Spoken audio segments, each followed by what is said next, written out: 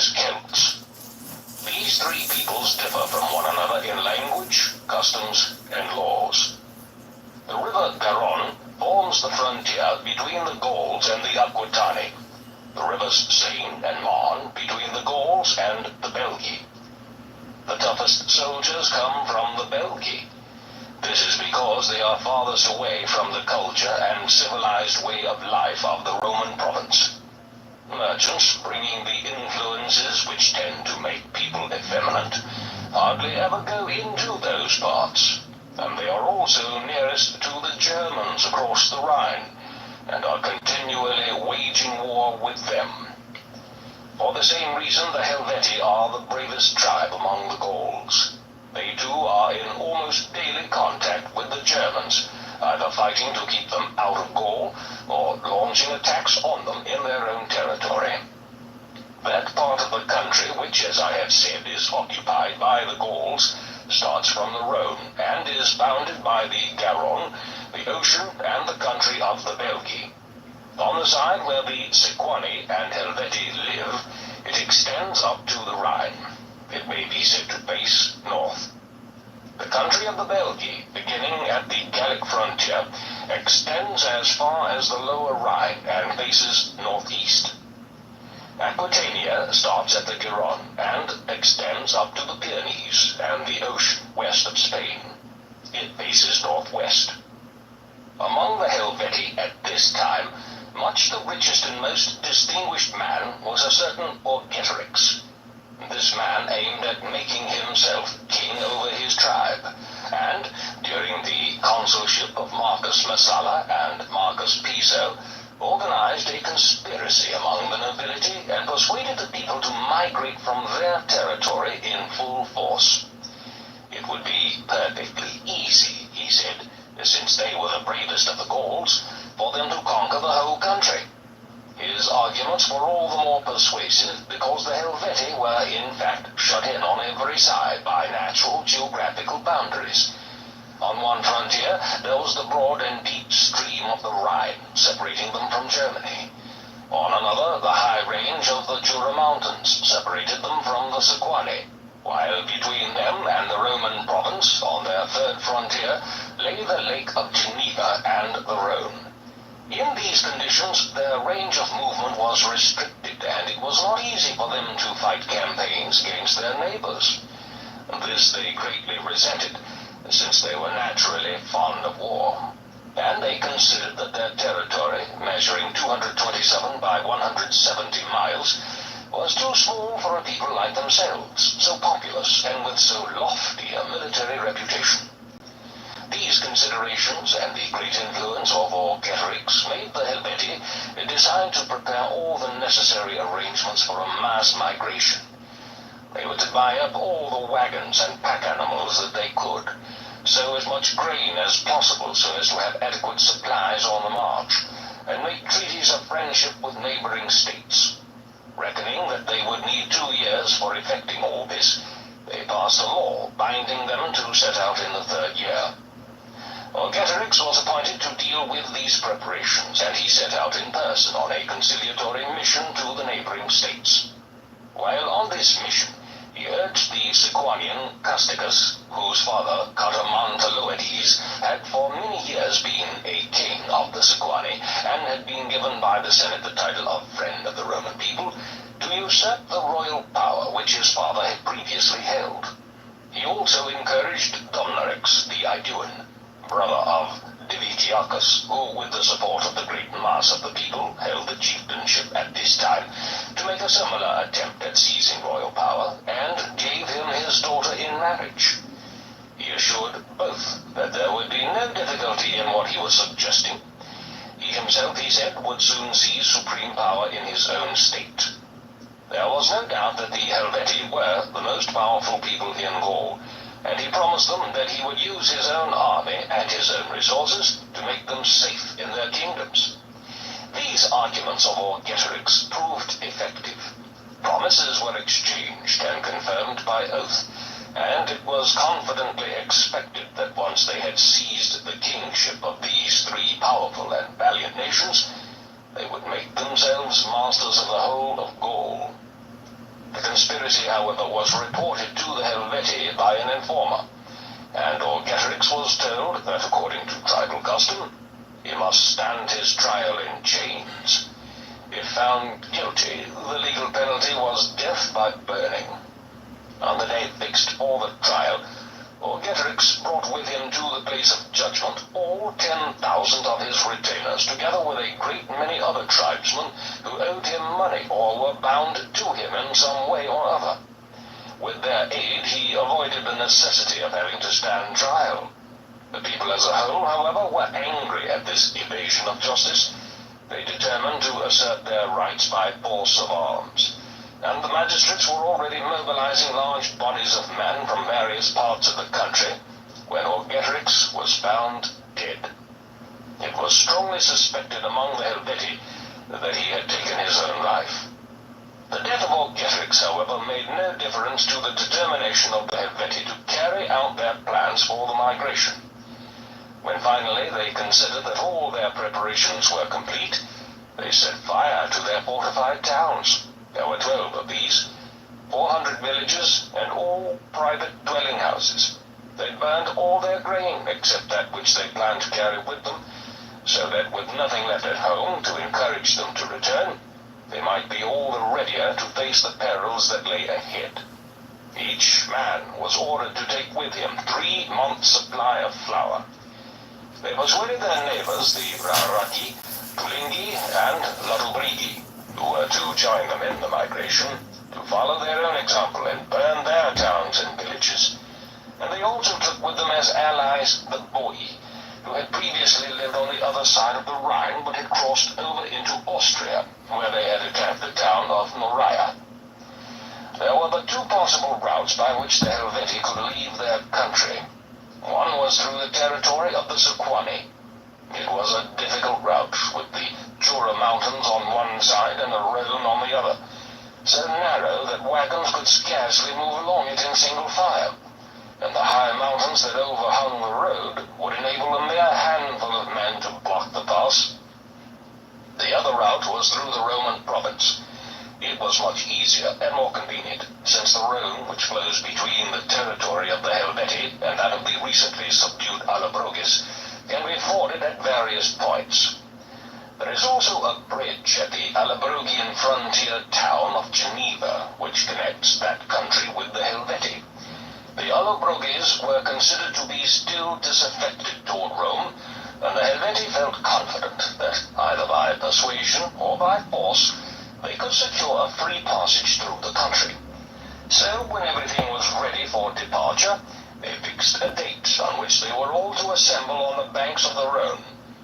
This date was the 28th of March, in the consulship of Lucius Piso and Aulus Gabinius.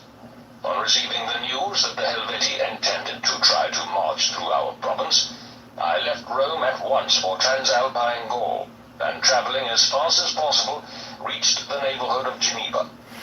In the whole of Transalpine Gaul there was but 1 legion. I gave orders for the mobilization of as many more troops as possible, and had the bridge over the Rhone destroyed. When they heard of my arrival, the Helvetii sent a deputation of their chief man to me. The deputation was led by Namias and Veroclavicius, and was instructed to say that their intentions in marching through the province were entirely peaceable. There simply existed no alternative route, and they asked me to allow them to do so without raising any objections. Any concessions ought to be made to such people. They were no friends of ours, and I did not believe that if they got the chance of marching through the province, they would refrain from acts of robbery and violence.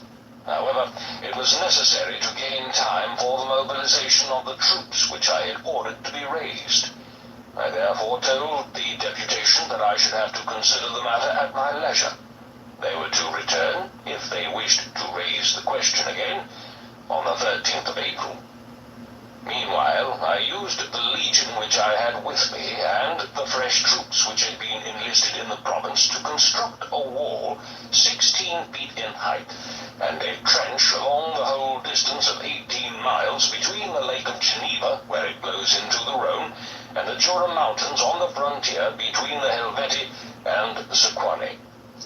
When this fortification was finished, I posted garrisons at various strong points along the line so as to make it easier to repulse the Helvetii if they should try to force their way through.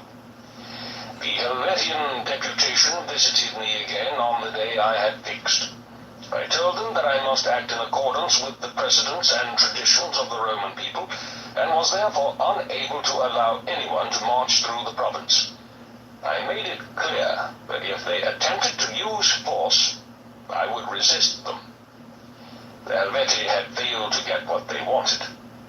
They now made a number of attempts, sometimes by day, but more often by night, at breaking through our line.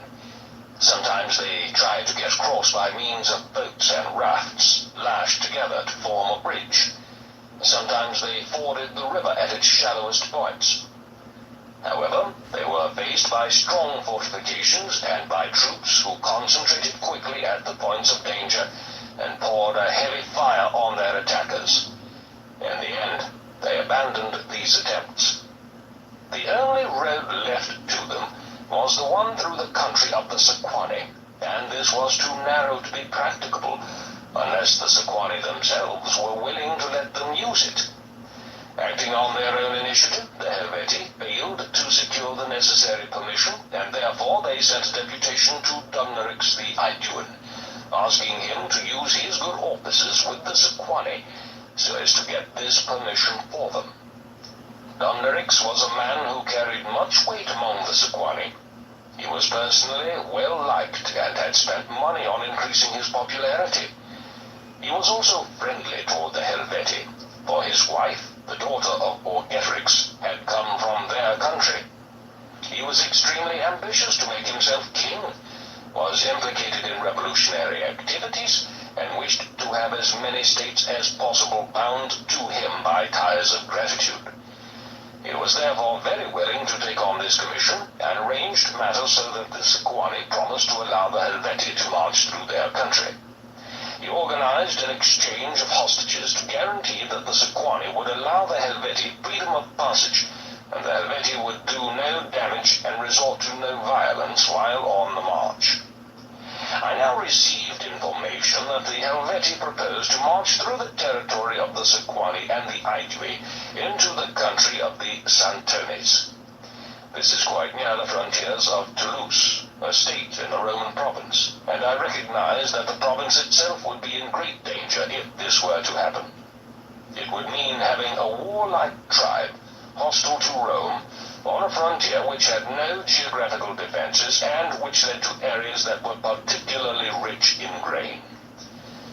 I therefore left my deputy commander, Titus Labienus, in charge of the fortifications at Geneva, and went myself to Italy with as much speed as possible. There I raised 2 new legions, withdrew 3 others from their winter quarters near Aquileia, and with these 5 marched back to Transalpine Gaul by the shortest route, which was over the Alps. While we were crossing the Alps, the Cutrones, Graiuceli, and Caturiges occupied various heights and attempted to prevent the army from getting through. We fought several engagements with them before driving them off. 7 days after leaving Ocelum, which was our last stop in Cisalpine Gaul, we reached the territory of the Boconti in the Transalpine province. From here, we marched into the country of the Allobroges, and then on to the country of the Segusiavi, who are the first tribe outside the province on the other side of the Rhone. By this time, the Helvetii had marched with all their forces through the narrow passes of the country of the Sequani, and had reached and begun to pillage the country of the Aedui. Unable to defend themselves or preserve their property, the Aedui sent a deputation to me to ask for help. They claimed that their tribe had always been loyal to Rome, and that it was therefore not right for my army to be standing by inactive while their country was being laid waste, their children carried off into slavery, and their towns pillaged. At the same time, the Ambari, who are both kinsmen and allies of the Aedui, informed me that their fields had been laid waste, and that they were having the greatest difficulty in keeping their towns safe from enemy attack.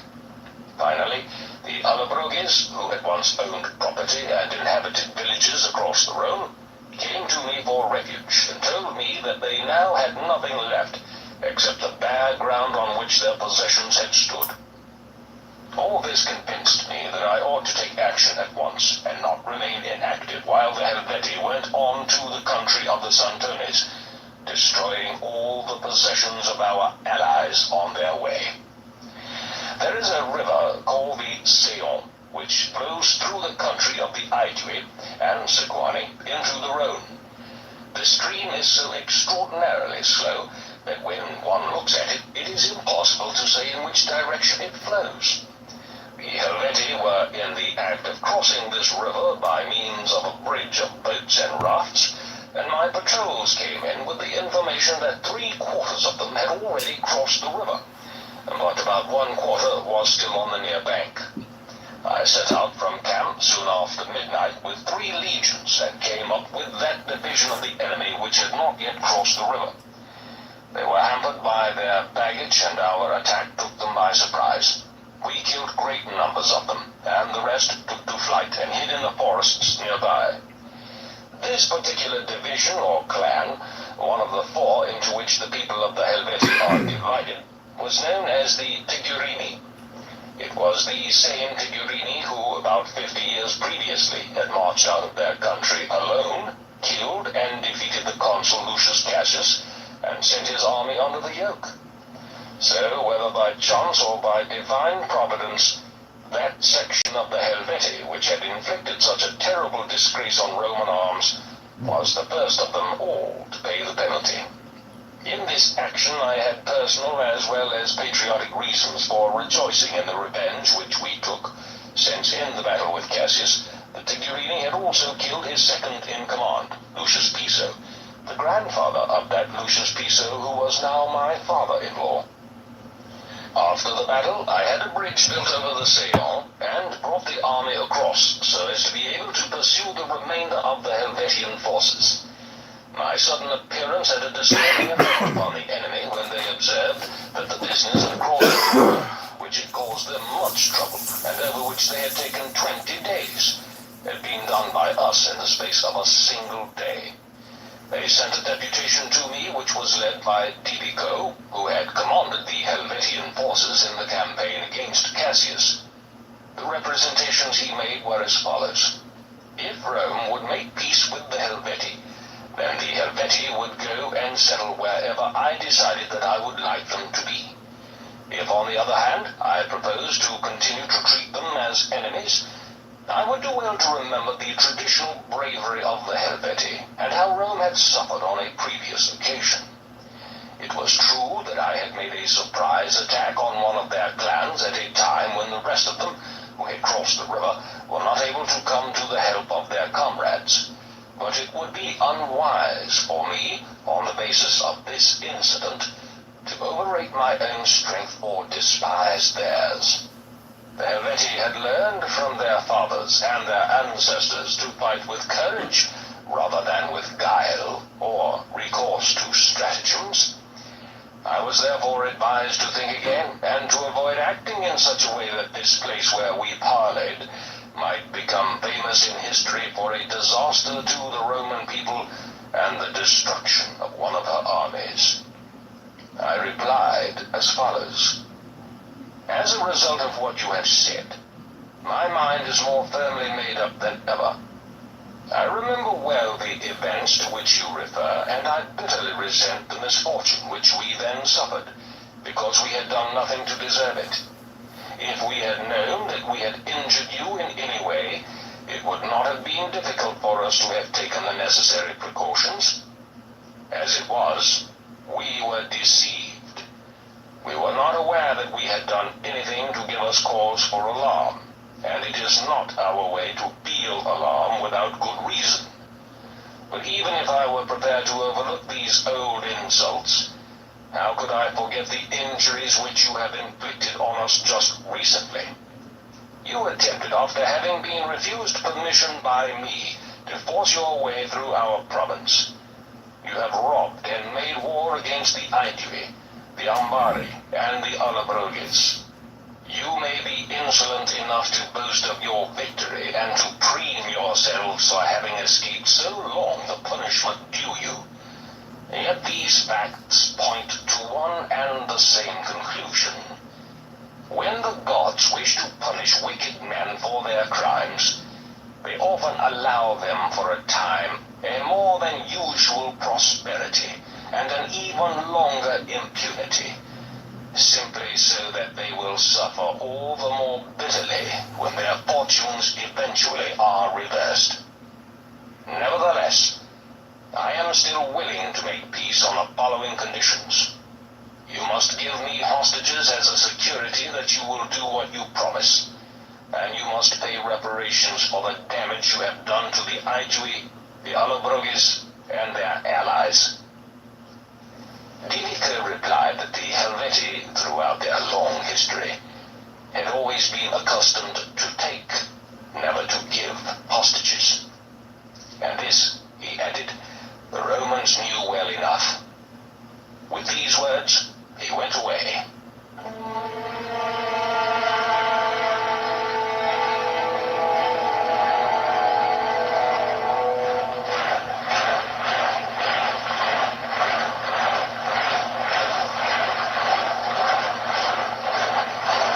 End of the campaign against the Helvetii. Next day the Helvetii moved camp, as did I. Our whole cavalry force, consisting of about 4,000 men raised from all parts of the province, from the Aedui and from their allies, was sent on ahead to observe the enemy's line of march. They followed up the enemy rear guard rather too eagerly, and, joining battle with the Helvetian cavalry on ground that was unfavorable, suffered a few casualties. The Helvetii were much elated by this engagement, having routed so many of our cavalry with a mere 500 of their own. Their morale improved, and their rear guard would often halt and challenge us to make another attack. However, I kept my men back from fighting.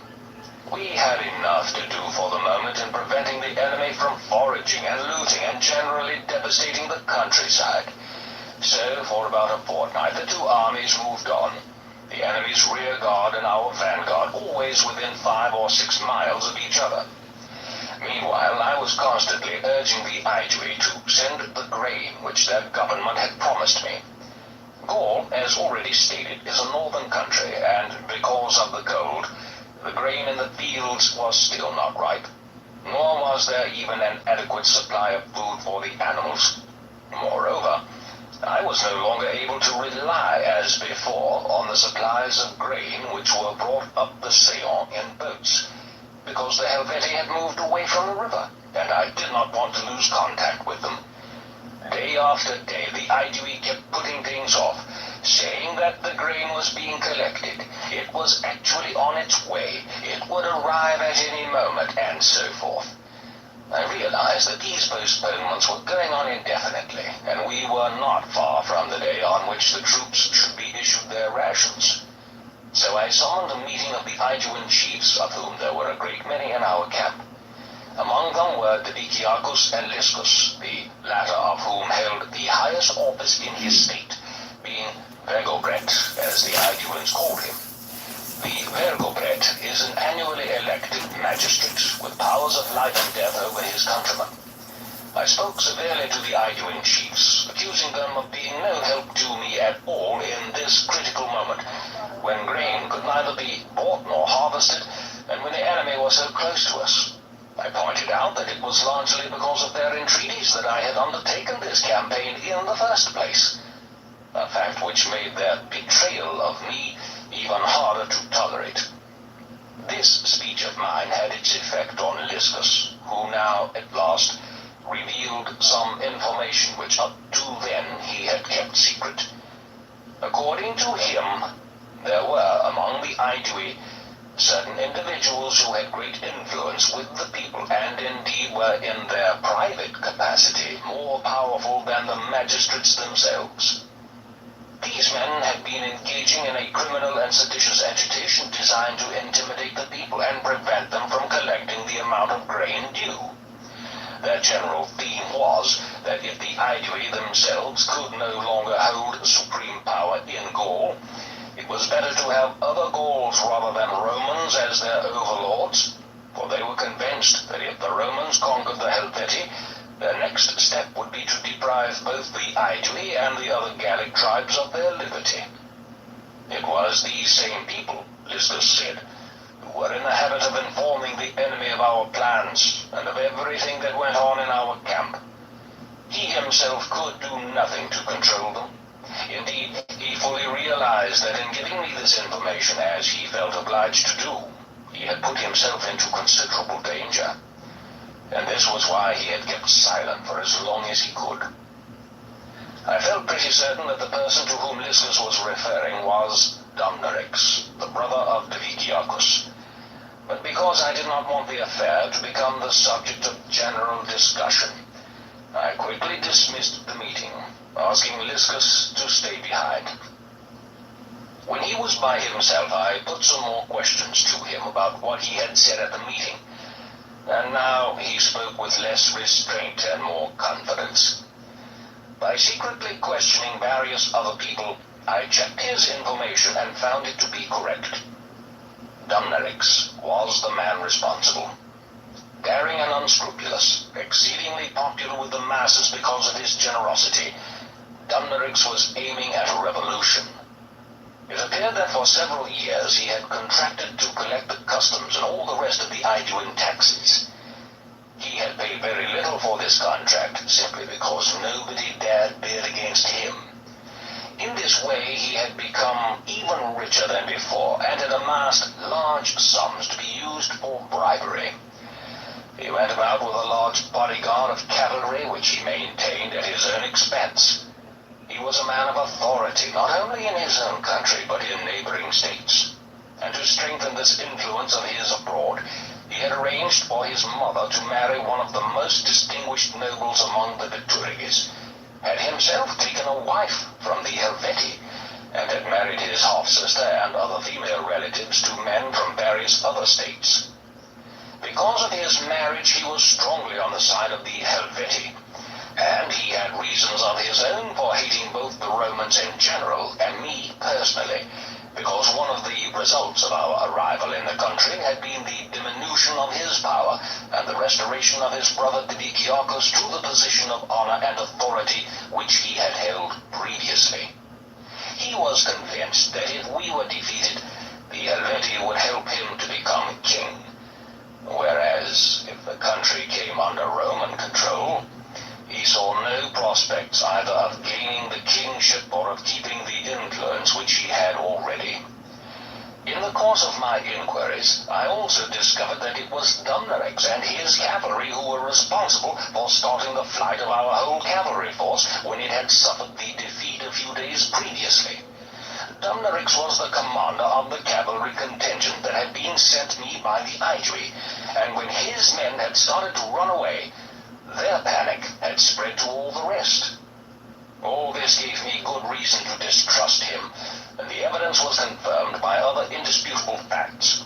It was Dumnorix who had arranged for the Helvetii to go through the country of the Sequani, and who had seen that hostages were exchanged. He had, moreover, done all this without any orders either from me or from his own government. Indeed, neither I nor they had known anything about it. And now he was being accused by the chief magistrate of the Aedui. It seemed to me, therefore, that I should be perfectly justified either in punishing him myself or in instructing his own government to do so. There was one objection, however, to following either of these courses. I had come to know Diviciacus, the brother of Dumnorix, well.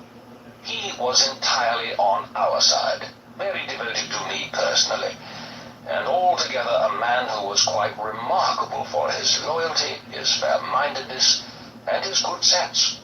I was afraid of hurting his feelings if I punished Dumnorix. Therefore, before taking any further steps, I summoned him to my quarters. Here I asked the regular interpreters to withdraw, and spoke with Diviciacus through the medium of Gaius Valerius Procillus, a leading man in the province and a great friend of mine in whom I had the most complete confidence. I reminded Divikiakis of what he had himself heard said about Dumnerix in the Council of Chiefs, and I went on to tell him of the additional information I had received about his brother from various individuals. I then most solemnly begged him not to take offense, but to approve of my suggestion that I should either try the case myself and decide upon the penalty, or else instruct the Iduan government to do so. Divikiakis threw his arms around me and burst into tears. He began to beg me not to be too severe with his brother. I know well, he said, that what you have told me is true, and no one is more sorry about it than I am. There was a time when, both at home and abroad, I had very great power, and Dumnerix, because of his youth, very little. It was through me that he grew great.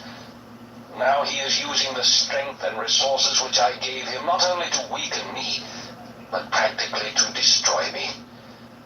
Nevertheless, I feel for him as a brother ought to feel, and I must also consider the question of public opinion. I myself am known to be a friend of yours. If you take severe measures against my brother, everyone will believe that I was also in favor of them, and the result will be that I shall become hated all over Gaul. He was continuing to speak, still weeping and still begging me to relent. But I took him by the hand and told him reassuringly that he need say no more, making him see that I had such goodwill for him that I was prepared for his sake to do as he asked, and to forgive both the injury done to Rome and the grievance which I felt personally. I then had Dumnerix brought in, and in the presence of his brother told him the reasons I had for being dissatisfied with his conduct. I informed him of the results of my inquiries, and of the complaints made against him by his fellow countrymen. I advised him to be careful not to give cause for suspicion in the future, and told him that it was only because of his brother Divikiakis that he was being forgiven for the past. After this, I had agents constantly on the watch, so that I could know what Dumnerix was doing, and with whom he was in communication. On the same day, my patrols informed me that the enemy had halted at the foot of a hill 8 miles from our camp. A party was sent to reconnoiter the hill and find out what the ascent was like on the further side. They reported that it was easy. So, after discussing my plans with Labienus, my second in command, I instructed him to set out soon after midnight with 2 legions and climb to the top of the hill. He was to be guided by the men who had just reconnoitered the ground. An hour or so later, I set out myself and marched toward the enemy by the same route as that which they had taken themselves. I sent the whole cavalry force ahead. In front of them were patrols under the command of Publius Considius, who was supposed to be a first-class soldier and had seen service under Lucius Sulla and later under Marcus Crassus. By dawn, Labienus had occupied the summit of the hill, and I was not more than 1.5 miles from the enemy's camp. As we discovered later from prisoners, the enemy had no idea that we were anywhere near. At this point, Considius came galloping up to me and told me that the hill which I had wanted Labienus to occupy was in fact occupied by the enemy. He had recognized them, he said, by their Gallic armor and the crests on their helmets. I withdrew my troops to the nearest high ground and formed them up in line of battle. In order that the enemy should be attacked simultaneously on both sides, I had instructed Labienus not to attack until he could see my troops near the enemy's camp. So, after seizing the hill, he waited for us to appear and made no move himself. It was already late in the day when my patrols put me in possession of the real facts. But the hill had all the time been in our hands, and that the Helvetii had by now moved on. Considius had lost his nerve and what was simply not visible. So, for the rest of the day, we followed the enemy with the usual interval between the armies and pitched camp 3 miles away from their camp. In 2 days' time, the troops were due to receive their rations. We were now not more than 16 miles from Bibracte, which is much the largest and best supplied of the Aeduan strongholds, and it seemed to me that something must be done to secure our grain supply. So on the next day I stopped following the Helvetii and marched in the direction of Bibracte. This change of plan was reported to the enemy by some deserters from the Gallic cavalry commanded by Lucius Aemilius. The Helvetii may have believed that we were marching away because we were frightened at our failure to attack on the previous day, after which we had occupied the high ground, would support such a view. Or they may have thought that they could cut us off from our grain supply. Whatever the reason, they too changed their plans and altered the direction of their march. They began to follow us and to harass our rear guard. Seeing what was happening, I withdrew my forces to the nearest hill and sent forward the cavalry to hold up the enemy's attack. In the meantime, I formed up the 4 veteran legions in 3 lines halfway up the hill. Behind them, on the summit, were posted the 2 legions that had recently been enlisted in Italy, and all the auxiliary troops. So the whole hillside was covered with men. Meanwhile, I ordered the packs to be collected in one place, which was to be entrenched by the troops in line on the higher ground. The Helvetii, with all their wagons, came after us. They deposited all their heavy baggage in one place, and then, fighting in very close order, drove back our cavalry and came on in a dense mass up to our front line.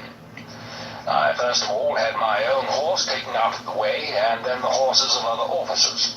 I wanted the danger to be the same for everyone, and for no one to have any hope of escape by flight.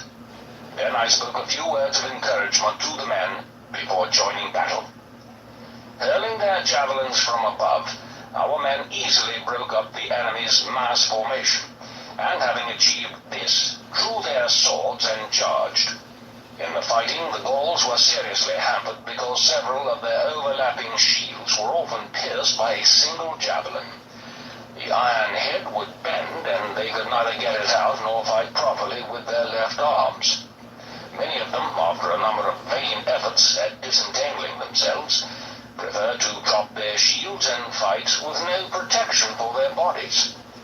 In the end, the wounds and the toil of battle were too much for them, and they began to retire to a hill about a mile away. This hill they occupied, and our men pressed on after them. However, we were now attacked by the Boii and Trulinki, who, some 15,000 strong, had been the rear guard in the enemy's column of march. They now launched an attack on our exposed right flank and swept around behind us. The Helvetii, who had retired to the hill, saw them go into action and themselves began to press forward again in a counter-attack. We formed a double front. The rear line faced about to meet the new attack, while the first and second lines went on fighting against those whom they had already defeated and driven back. This fighting in 2 directions went on for a long time and was bitterly contested.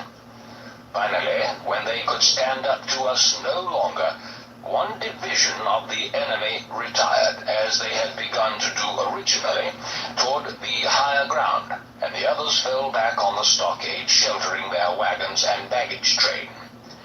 In the whole of this battle, which had lasted from midday until the evening, not a single man was seen to turn and run. Around the stockade, fighting went on far into the night.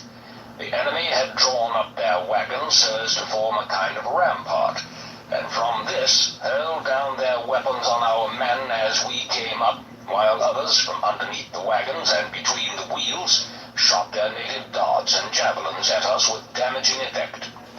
It was a long fight, but in the end we gained possession of the baggage and the camp, and took as prisoners the daughter of Orgetorix and one of his sons. About 130,000 of the enemy survived the battle. They marched all that night without stopping for a moment's rest, and 3 days later reached the country of the Lingones.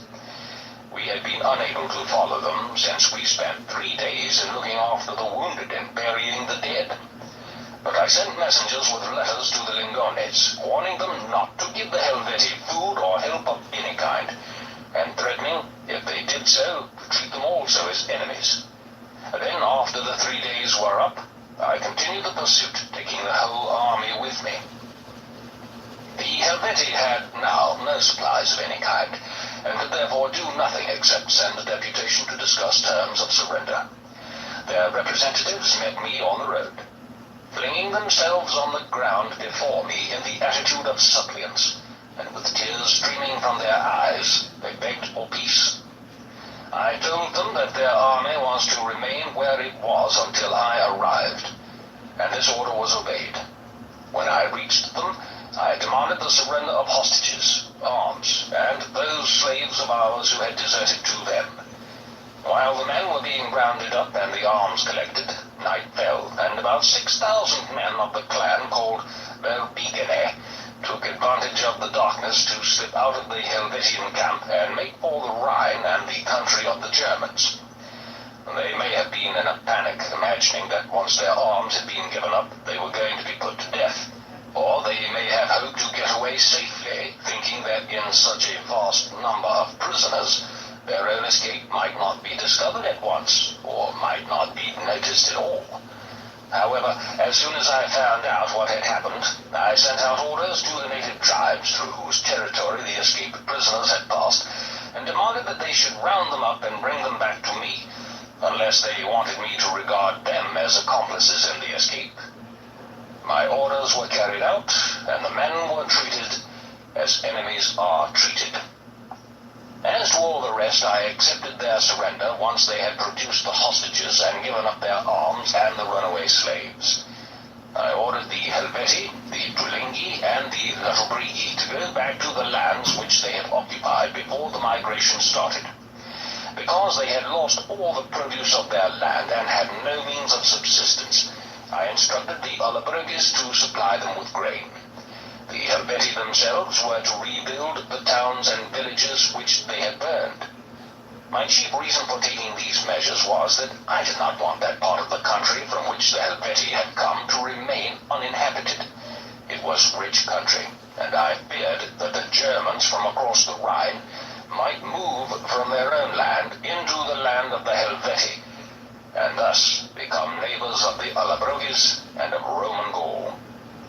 As for the Boii, who were known for their outstanding fighting qualities, the Aedui asked to be allowed to settle them in their own country. I granted their request. The Aedui gave them land and later made them full citizens with the same rights and privileges that they enjoyed themselves. I was shown some documents written in Greek script which had been found in the Helvetian camp. They turned out to be a complete list of the names of all those who had taken part in the migration and were able to bear arms.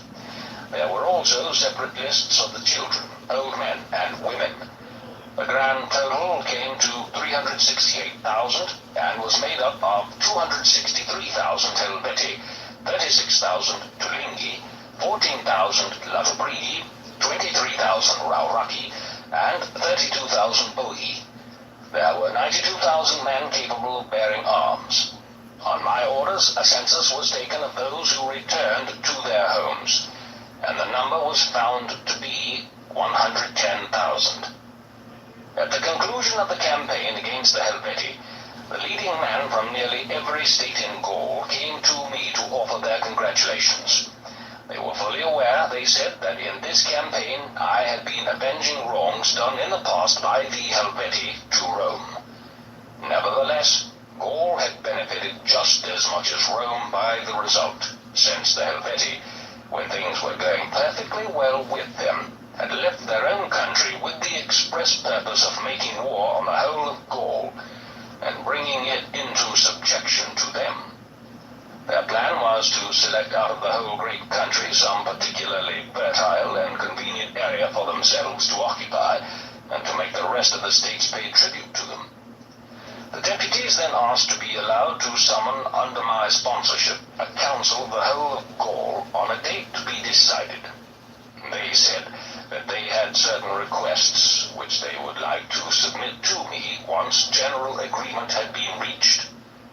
I gave them permission to do this, and they fixed a day for the meeting of the council. Each of them took an oath not to divulge its proceedings unless authorized to do so by general consent of all members.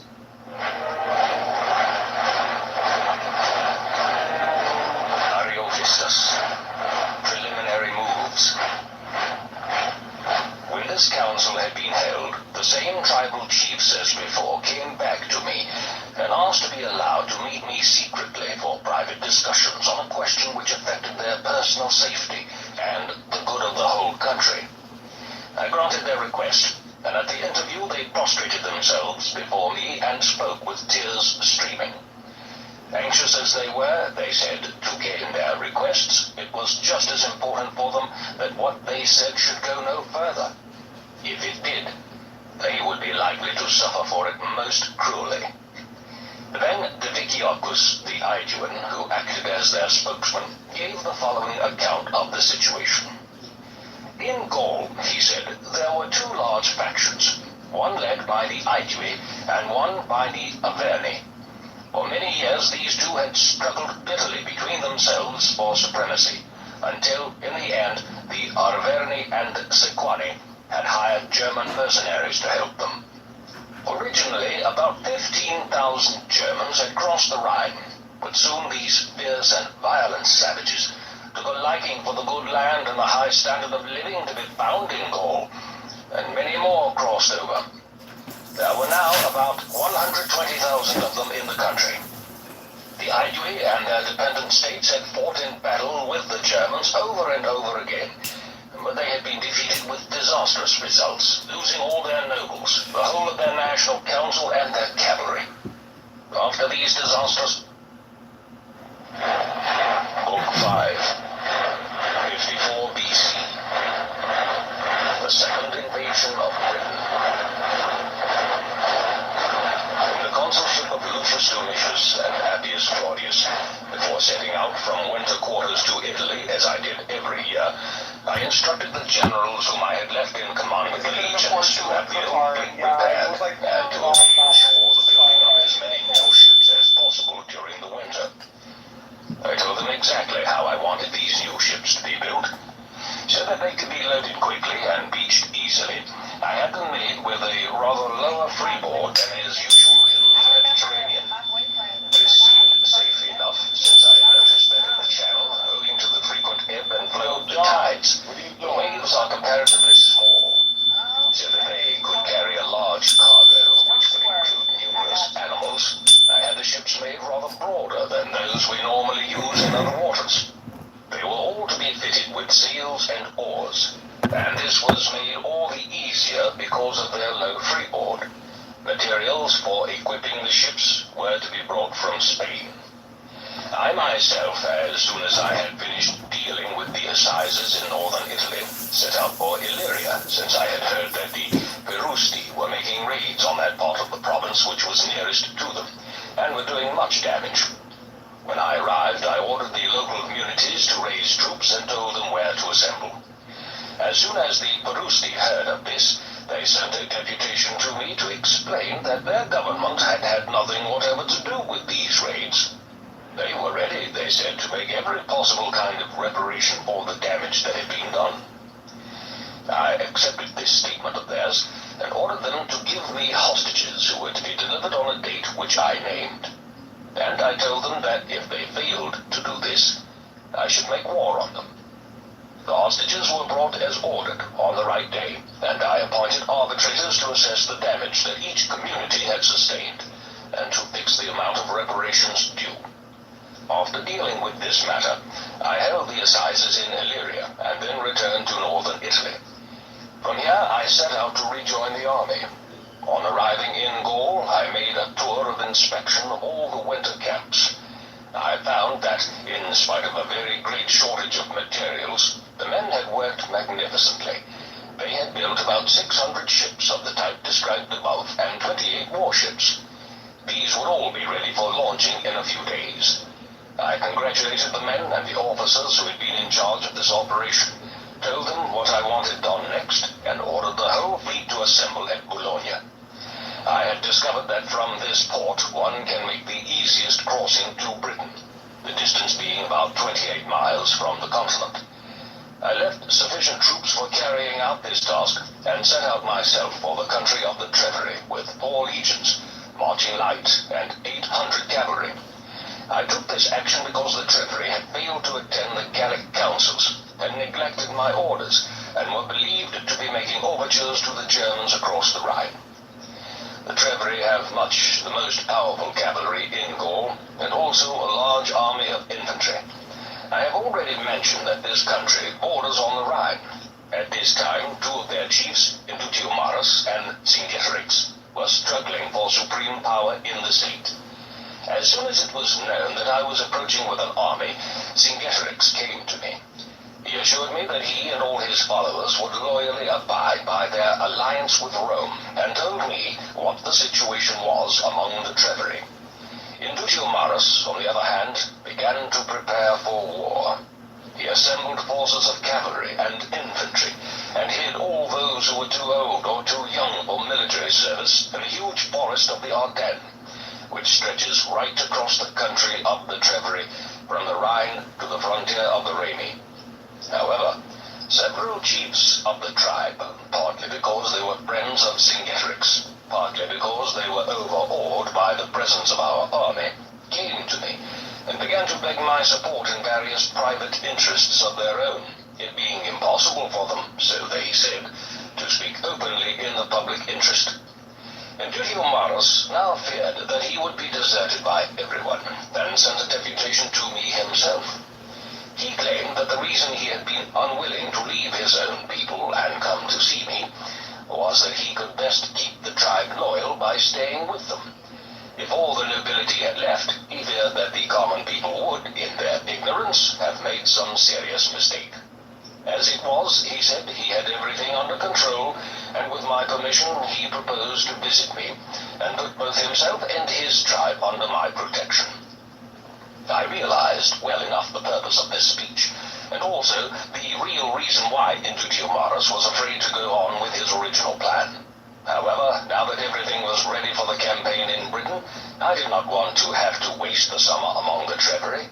I therefore ordered Indutiomarus to bring 200 hostages with him when he came. The hostages were duly delivered, among them his son and all his family, whom I had asked for especially. I assured Indutiomarus that they would come to no harm, and urged him to remain loyal to us. At the same time, however, I had private interviews with the other chiefs of the Treasury, and won them over to the side of Cingetorix. I was conscious that Cingetorix deserved to be helped by me in this way, and I also thought it very important that one who had given such remarkable evidence of his loyalty to me should be as strong as possible among his own people. Indutiomarus, however, was bitterly offended by my action. He realized that he was losing prestige in the tribe, and the resentment he felt about this made him hate us even more than he had before. When this business had been settled, I marched with the legions to Bologna. I was informed there that 60 ships, which had been built in the country of the Meldi, had been driven off their course by a storm, and compelled to return to their starting point.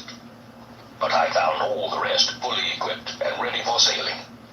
4,000 cavalry from all parts of Gaul, and the chieftains of the various tribes had also assembled at Bologna. I had decided to leave behind only a few chieftains of proved loyalty to myself, and to take the rest with me by way of hostages, since I feared that otherwise there might be a rising in Gaul during my absence. Among these chieftains was Domnorix the Aeduan, who had already been mentioned in this narrative. He was one of those whom I was particularly anxious to have with me, since I knew that he aimed at winning power for himself by revolutionary means, and also that he was a courageous man with great influence among his countrymen.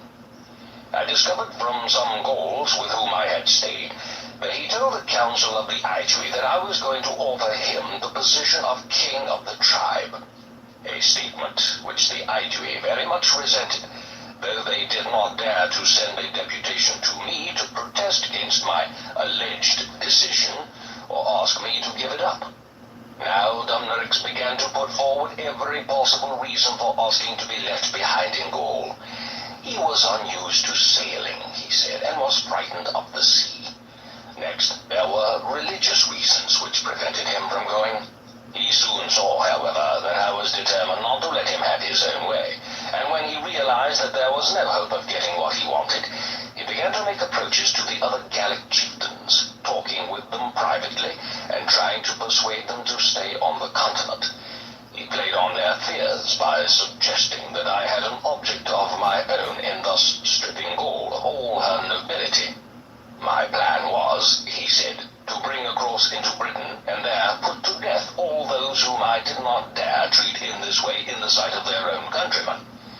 He pledged his own word to the rest and asked from them a guarantee in return that they would all work together for what they conceived to be the interests of Gaul. I received reports of these intrigues from several people, and when I saw what the situation was, I decided that in view of the particular consideration which I had always shown for the Aedui, I ought to do everything I possibly could to keep Dumnorix under control and prevent him from carrying out his plans. And as in fact I saw that he was becoming more reckless and irresponsible every day, it was clearly necessary to take precautions so as to stop him from doing any harm to me personally or to the general interests of Rome. We were delayed at Bologna for about 25 days because the northwest wind, the prevailing wind in these parts, made it impossible to sail, and during this time I did my best to see to it that Dumnorix remained loyal, though at the same time I took steps to find out what his real plans were. In the end, we got the right weather for sailing, and I issued orders for the embarkation of both infantry and cavalry. While everyone's attention was occupied with carrying out these orders, Dumnorix, accompanied by some Aeduan cavalrymen, slipped out of camp without my knowledge and started to go home. As soon as I was informed of this, I put off sailing, and, leaving everything else aside, sent a strong force of cavalry to capture him. If he resisted or refused to obey, he was to be killed. For I did not imagine that a man who had flouted my authority to my face was likely to behave sensibly when I was not there. In fact, when he was ordered to come back, he attempted to resist and to fight off his pursuers, calling on his followers to help him and repeatedly shouting out that he was a free man and the citizen of a free country. In accordance with my instructions, he was surrounded and killed. All the Aedui who were with him returned to camp.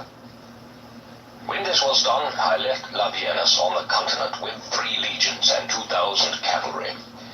His orders were to guard the ports, to arrange for our food supplies, to keep himself informed about what was going on in Gaul, and in the event of an emergency, to take whatever measures he thought fit.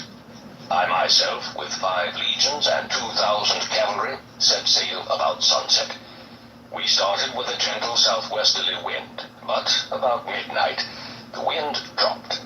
Failing to keep our course, we were carried on too far by the tidal current, and at dawn we saw Britain far away behind us on our left. Once again we followed the turn of the tide and attempted to row to the part of the island that, as we had discovered the past summer, was the best place for making a landing. The soldiers worked magnificently. Pulling at the oars without stopping, they managed to make the heavily loaded transports keep up with the warships. The whole fleet reached the coast of Britain about midday. Not a single enemy was in sight. In fact, as we found out afterward from prisoners, large enemy forces had assembled there, but had been terrified by the great numbers of our ships, and had withdrawn from the beach and hidden themselves on the higher ground. There must indeed have been more than 800 ships, all visible at once, what with the addition of those that had survived from last year, and various extra ships that had been built by individuals for their own use. The army was disembarked, and a suitable place was chosen for our camp. Then, after we had discovered from prisoners where the enemy's forces had taken up position, I left 10 cohorts and 300 cavalry on the shore to guard the ships, and started out in the direction of the enemy soon after midnight. Quintus Atrius was left in charge of the fleet, and I had no anxiety about its safety, as the ships were lying at anchor on an open shore of soft sand. A night march of about 12 miles brought us in sight of the enemy's forces. They had moved down with their cavalry and chariots from the high ground to a river, and here they attempted to check us by joining battle. They were driven back by our cavalry, but concealed themselves in the woods, where they had an extremely good position, strong in itself and strongly fortified. No doubt it had been made ready previously for some war among themselves, for every entrance to the place was blocked by numbers of trees that had been felled. The Britons themselves came out of the woods to fight in small detachments, and tried to prevent our men from getting inside their fortifications. But the men of the 7th Legion, locking their shields together in tortoise formation, threw up a ramp against the fortifications, took the position, and drove the enemy out of the woods at the cost of only a few wounded. I forbade them to press the pursuit far, both because I was ignorant of the country and because much of the day had already gone, and I wanted to leave time for entrenching our camp. Next day, early in the morning, I divided the infantry and cavalry into 3 divisions, and sent them out as flying columns to pursue the retreating enemy. They had already gone some way, so that only the rear guards of the column were visible, when some horsemen came from Quintus Atrius with the news that on the previous night a great storm had damaged nearly all the ships and thrown them up on shore. The anchors and cables had failed to hold, and the sailors and steersmen had not been able to do anything in the face of the violence of the storm. So the ships had collided with each other, and very great damage had been done. When I heard this news, I ordered the legions and cavalry to be recalled. If attacked on the road, they were to beat off the attack, but continue marching. I myself returned to the fleet and saw with my own eyes that the situation was almost exactly as it had been described to me by the messengers and their dispatches. About 40 ships were a total loss, but it seemed that it would be possible to repair the rest, though this would mean much hard work. I therefore picked out from the legions all soldiers who were skilled craftsmen and sent instructions for others to be brought over from the continent, and I wrote to Labienus asking him to put his troops to work and get as many ships constructed as possible. Meanwhile, I decided that, in spite of the enormous labor involved, the best thing to be done was to have all the ships beached and included within the line of the camp's fortifications. We spent about 10 days in getting this done, the work going on continuously, day and night. Once the ships were beached and the camp really well fortified, I set out for the point from which I had returned, leaving behind the same forces as before to guard the ships. When I reached the position from which we had retired, I found that in the interval, British forces in greater numbers had come in from all parts of the country. By general consent, the supreme command in war had been given to Cassivelaunus, a chief whose territory begins about 75 miles inland from the sea, and is separated from the territory of the coastal tribes by a river called the Thames. Previously, there had been a continual state of war between Cassivelaunus and the other tribes, but our arrival had had such an effect on the Britons that they had agreed to appoint him as commander-in-chief. The interior of Britain is inhabited by people who claim on the strength of their own tradition to be indigenous to the island. The coastal districts are inhabited by invaders from Belgium, who came originally for the sake of plunder, and then, when the fighting was over, remained and began to live by agriculture. They nearly all bear the names of the states from which they came before they crossed into Britain. The population is very large indeed. Farm buildings, which are very like those of the Gauls, are to be seen everywhere, and there are great numbers of cattle. For money, they use either coins of bronze or gold, or iron ingots of a fixed standard of weight. Tin is found in the Midland area and iron near the coast, but there is not much of it. The bronze that they use is imported. Every sort of timber that one gets in Gaul grows in Britain except for beech and pine. They think it wrong to eat hares, chickens, or geese, but keep these animals as pets to amuse themselves. The climate is more temperate than in Gaul, and the cold seasons are less severe. Britain is shaped like a triangle. One side faces Gaul, and one corner of this side, where Kent is, points east. It is to this part of the coast that nearly all the ships from Gaul put in. The lower corner of this side points south. The length of this side is about 500 miles. Another side faces westward, toward Spain. In this direction is Ireland, which is estimated to be about half the size of Britain, and is the same distance from Britain as Britain is from Gaul. Halfway between Britain and Ireland is an island called the Isle of Man, and it is thought that there are several other smaller islands too. In these islands, according to some accounts, there is continued night for 30 days at midwinter. On this point we made a number of inquiries but found out nothing. However, by making accurate measurements with a water clock, we did discover that the nights are shorter than on the continent. The length of this western side of Britain is, according to the opinion of the natives themselves, 700 miles. The third side faces north and has no land opposite it, though the eastern corner looks out roughly toward Germany. This side is supposed to be 800 miles long. Thus, the whole island is 2,000 miles in circumference. Much of the most civilized of the Britons are those who live in Kent, a part of the country which is entirely maritime and where the people have a way of life very much like that of the Gauls. Most of the tribes in the interior do not grow grain, but live on milk and meat and are clothed in skins. All Britons dye their bodies with woad, which gives them a blue color and thus produces a terrifying effect when they go into battle. They wear their hair long and shave every part of the body except the head and upper lip. Wives are shared between groups of 10 or 12 men, particularly between brothers or between fathers and sons.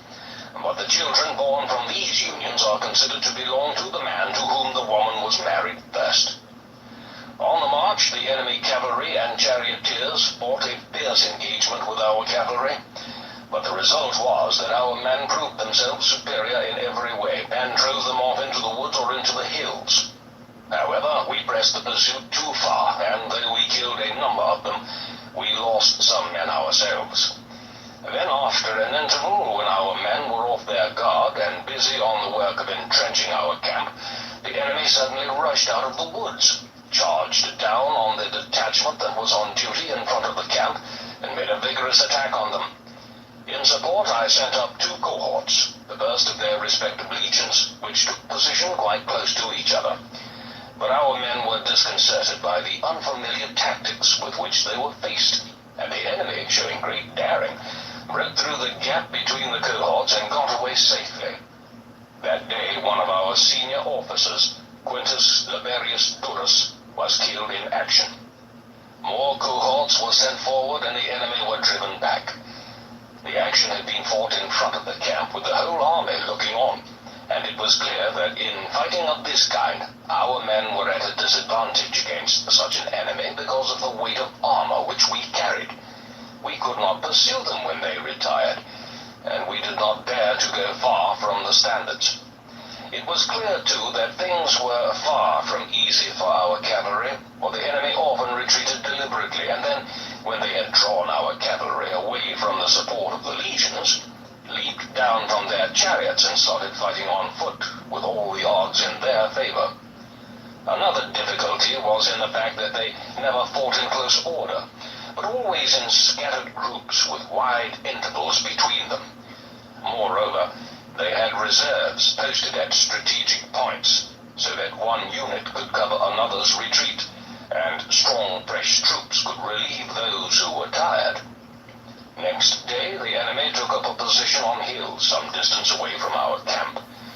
They only appeared in small parties, and though they made some assaults on our cavalry, attacked less vigorously than on the day before.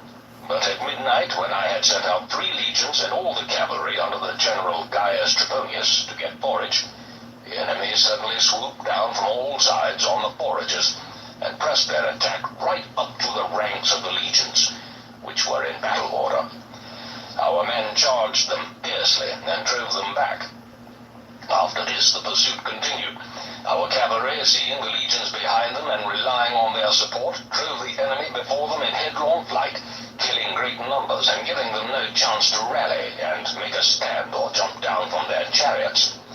The immediate effect of this rout was that the additional enemy forces that had come in from all over the country began to disperse. They never afterwards put their whole army into the field against us. After discovering what the enemy's plans were, I led the army inland to the River Thames on the frontier of Cassivelaunus' country.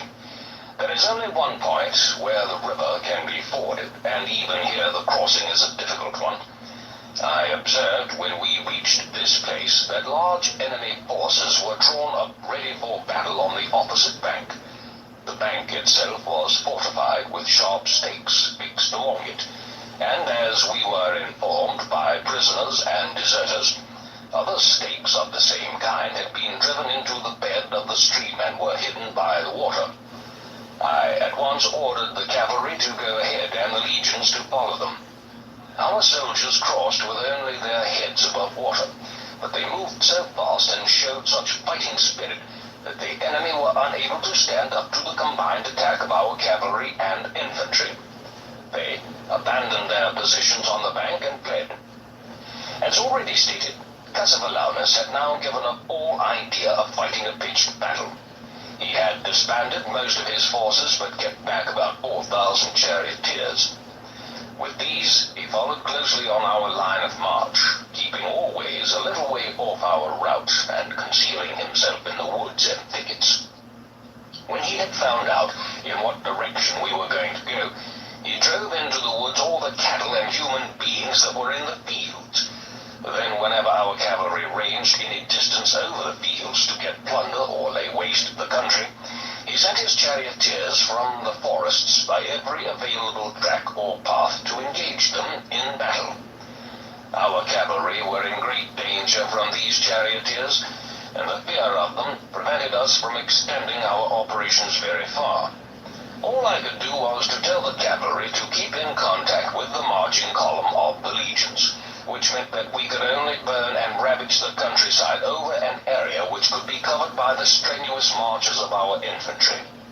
In the meantime, a deputation came to me from the Trinobantes, perhaps the strongest state in this part of the country.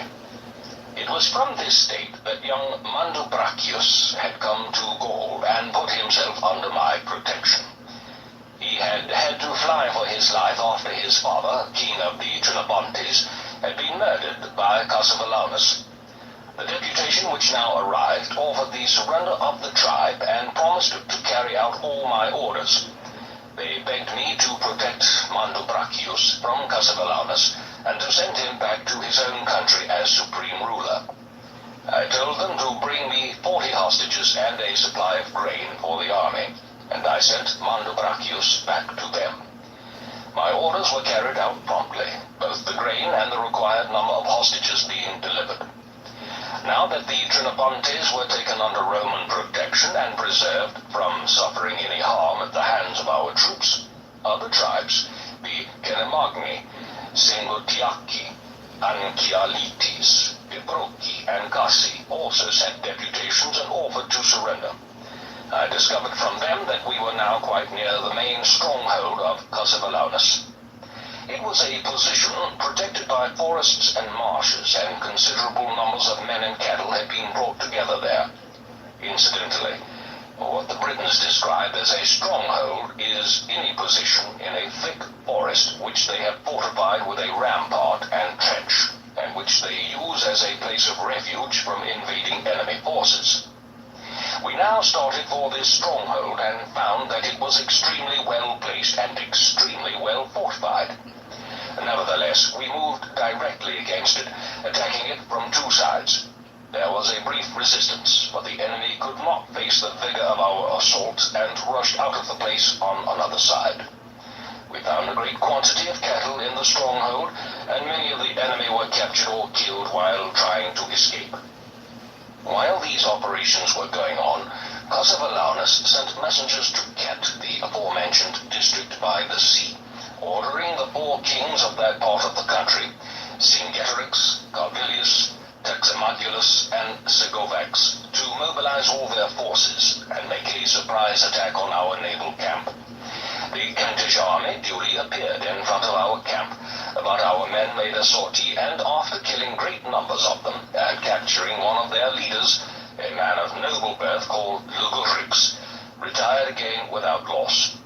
When he received the news of this engagement, Cassivelaunus, already disturbed by his many defeats, by the devastation of his country, and particularly by the fact that the tribes were beginning to come over to us, sent a deputation to me to ask for terms of surrender, using Comius the Atrebatian as an intermediary. I had decided to winter on the continent in view of the danger of sudden uprisings among the Gauls. Not much of the summer was left, and I knew that for this short time the Britons could easily avoid any decisive action. I therefore ordered hostages to be delivered, fixed the tribute to be paid annually by Britain to Rome, and gave strict orders to Cassivelaunus to avoid doing any harm to Mandubracius or the Trinobantes. As soon as the hostages were delivered, I led the army back to the sea, where we found the ships repaired. After they had been launched, I decided, in view of the large number of prisoners we had, and the fact that some ships had been lost in the storm, to make the return journey in 2 trips. Actually, it so happened that out of the whole of these great fleets on all their voyages, both in this and in the preceding year, not a single ship with troops aboard was lost.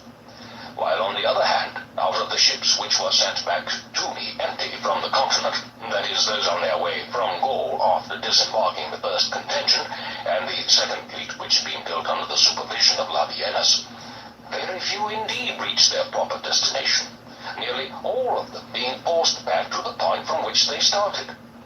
I waited some time in vain for these ships.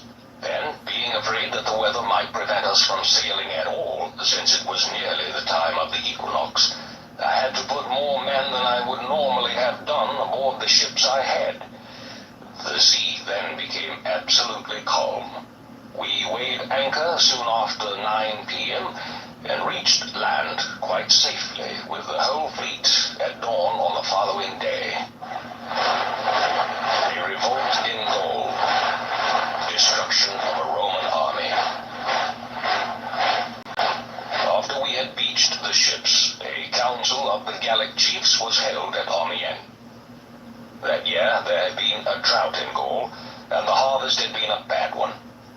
I was therefore compelled to adopt different methods from usual in arranging winter quarters for the legions and to distribute them over a large number of states.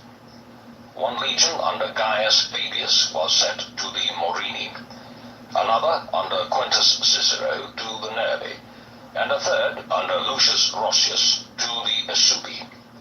A 4th legion, with Titus Labienus in command, was ordered to winter among the Remi on their frontier with the Treveri. 3 more legions were quartered among the Belgi. They were commanded by the quaestor, Marcus Crassus, and the generals Lucius Munatius Plancus and Gaius Trebonius. One other legion, which had recently been raised in the country north of the Po, together with 5 extra cohorts, was sent under the command of Quintus Titurius Sabinus and Lucius Aruncilius Cotta into the country of the Eburones. This tribe, most of whose territory lies between the Meuse and the Rhine, was governed by the chiefs Ambiorix and Catuvolcus. By distributing the legions in this way, I thought that we should most easily be able to meet the difficulties of securing our grain supply. In fact, the winter camps of all the legions except for the one under Roscius, which had been sent into a perfectly quiet and peaceful area, were within 100 miles of each other. For the time being, I decided to stay in Gaul myself until I was informed that all the legions had reached their destinations and had fortified their camps. Among the Carnutes was a man of noble birth called Tasgetius, whose ancestors had been kings of the tribe. He He had been most remarkably useful to me in all my campaigns, and in recognition of his great abilities and his loyalty to me, I had restored him to the position once held by his ancestors. He had already been king for more than 2 years, but now, with the open approval of many people among the Carnoots, his enemies assassinated him. I was informed of this crime, and since it appeared that many people were involved in it, I was afraid that they might use their influence to make the whole state revolt. I therefore instructed Lucius Plancus to leave Belgium and proceed at once to the country of the Carnoots. Here he was to spend the winter, and was also to arrest and send to me those whom he found guilty of the murder of Castiglius. Meanwhile, dispatches reached me from the Quaestor and from all the generals in command of legions. They informed me that they had reached their quarters and that the winter camps were fortified. About a fortnight later, trouble suddenly began. The originators of the revolt were Ambiorix and Catufulcus. After coming to meet Sabinus and Cotta on the frontiers of their territory and bringing supplies of grain to our camp, they had been incited by messages from Indutiomarus of the Treveri to revolt against us. They swept down and overwhelmed a party of our men who were collecting wood, and then came on in large numbers to attack the camp. Our troops quickly armed and mounted the rampart. A detachment of Spanish cavalry was sent out from one of the gates and fought a successful action against the enemy horsemen, and giving up all hopes of success, the enemy withdrew from the attack. Then, as they usually do in such cases, they called out loudly, asking for someone from our side to come out and discuss matters with them. They claimed to have something to say which would be beneficial to both parties and which would lead to a settlement of all matters in dispute. 2 of our people were sent out to confer with the enemy. Gaius Arpanius, a Roman gentleman who was a personal friend of Sabinus, and a Spaniard called Quintus Junius, who had often previously been employed by me on various missions to Ambiorix. In the speech which he made to these 2, Ambiorix began by acknowledging that he was under a great debt of gratitude to me personally. I had relieved him from the tribute which he had always paid in the past to the neighboring tribe of the Adjuatuki, and I had restored to him his sons and nephew, who had been sent to the Adjuatuki as hostages, and then been enslaved and kept in chains. As to the attack which had just been made on our camp, he said it had been carried out against his will and against his judgment. He had been forced into it by his fellow tribesmen, over whom he exercised a control which was very strictly limited. Indeed, his people had as much power over him as he had over his people, and the reason why his state had taken up arms was that it could not resist the general movement of the Gauls which had just taken place. This fact could easily be proved. He was not a person of great importance, and was hardly so ignorant of the real situation as to imagine that his army could defeat the Romans. But what had happened was this. The whole of Gaul had got together and chosen this day for making attacks on every one of the Roman camps, so that one legion could not come to the help of another. It would not have been easy, he said, for one who was a Gaul himself to have refused to act with the others, especially when the object of the whole plan was to recover the national liberty. However, so far as the claims of patriotism were concerned, he had done his duty. What he now wanted to do was to show his consideration for what he owed me in return for my kindness to him. He was bound to Sabinus by ties of hospitality, and in the name of those ties, he most earnestly begged him to think of his own safety, and of the safety of the troops under his command. A great force of German mercenaries had already crossed the Rhine, and were due to arrive in 2 days. It was for the Romans themselves to decide whether or not it would be advisable to withdraw their troops from the camp before the tribes in the neighborhood could realize what the position was, and march to the camp either of Cicero, who was 50 miles away, or of Labienus, who was a little farther. One thing, said Ambiorix, he would promise and would guarantee by oath, and that was that he would give them a safe conduct through his own country. He pointed out that in making this offer, he was doing the best thing for his own state by relieving them of the burden of a Roman army, and at the same time was doing something to repay me for the kindness I had shown him. After making this speech, Ambiorix withdrew, and Arpanius and Junius reported what they had been told to the generals, who were much disturbed by the sudden turn which events had taken. It was true that the information just received came from the enemy, but they did not think that it ought to be disregarded. There was one particularly disquieting factor. It scarcely seemed credible that an obscure and insignificant tribe like the Eburones dared to take the initiative in making war on Rome. Ambiorix's message was therefore discussed at a council of war. There was a wide difference of opinion among those present. The view expressed by Cotta and by several of the officers and senior centurions was that nothing should be done in a hurry, and that there was no justification for leaving their winter quarters without an order from me personally. Cotta claimed that, however many Germans might arrive, the fortifications of the camp were strong enough to keep them out.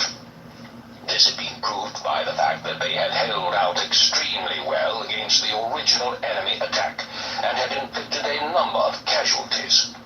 He pointed out, too, that they were adequately supplied with grain, and that before long help would reach them from the nearest camps or from some other force which I would send to their relief. Finally, it would be, he said, about the most irresponsible and disgraceful thing possible to take the advice of an enemy on matters of real importance to themselves. Sabinus disagreed. They would be leaving things too late, he insisted, if they waited for larger enemy armies, reinforced by Germans, to concentrate, or if, in the meantime, some disaster overtook the neighboring Roman camps. They had only a short time in which to make up their minds.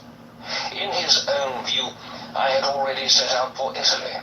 Otherwise, the Carnutes would not have decided upon the murder of Tasgetius, nor, if I had been in Gaul, would the Eburones have found the self-confidence to attack our camp. It was not, he said, a question of taking advice from the enemy. He was considering the facts. The Rhine was not far away. The Germans were in an angry and resentful mood as a result of the death of Ariovistus and our victories in past campaigns.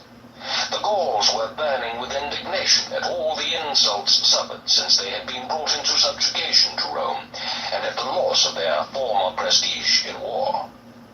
Finally, how could anyone imagine that Ambiorix could have acted as he had done unless he had been quite sure of what he was doing? Sabinus declared that his own plan was safe either way. If, in fact, there was no serious danger, they would reach the nearest legion in perfect safety. If, on the other hand, the whole of Gaul was in alliance with the Germans, then the only chance of escape was in moving at once.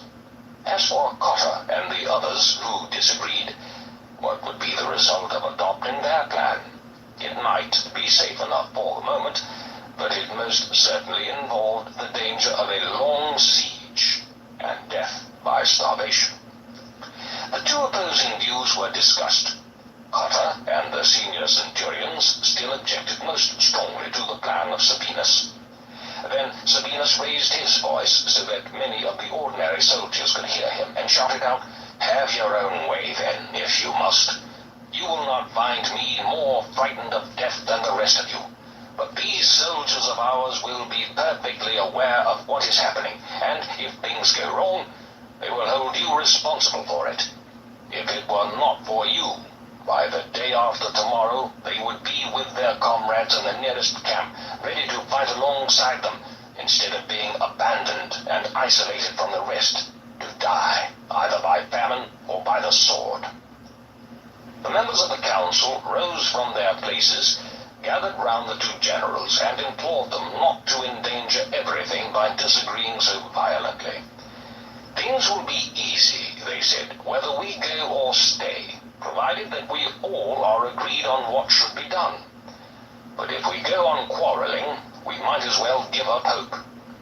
The discussion continued until midnight. Finally, Cotter yielded to the pressure brought to bear on him and gave way. Sabinus's plan was adopted, and orders were issued for the army to leave camp at dawn. That night, no one slept. Each man was going through his kit to see what he could carry with him, and how much of his winter equipment he would have to leave behind. They went over every possible argument, proving that it was safe to go and dangerous to remain, and so exhausted themselves by staying awake that in fact their danger was increased.